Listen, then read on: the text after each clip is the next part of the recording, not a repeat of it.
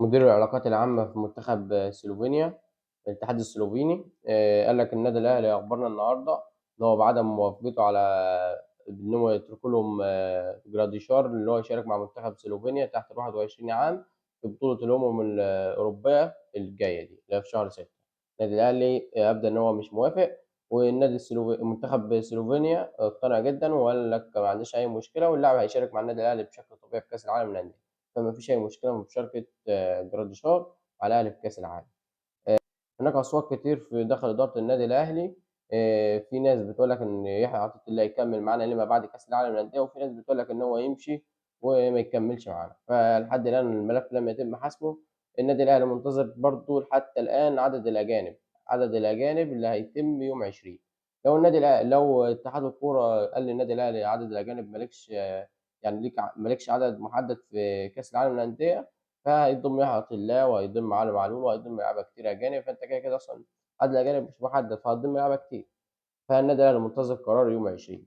ومعلول وانضمامه لكأس العالم للأندية، علي معلول في الوقت الحالي بعيد جدا جدا جدا إن هو ينضم مع النادي الأهلي في كأس العالم للأندية، إنما يجد جديد يعني. الأهلي استقر على إعارة محمد الضو كريستو موسم تاني.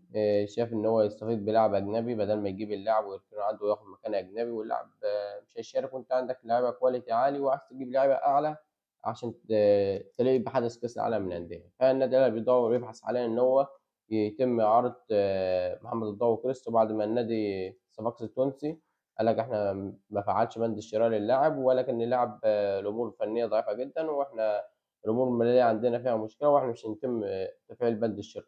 فالنادي الأهلي بيبحث حاليا تسويق اللاعب داخل الدوري المصري مع أي نادي. في حاجة أنا ممكن خمنتها هنا، صفقة مصطفى العش.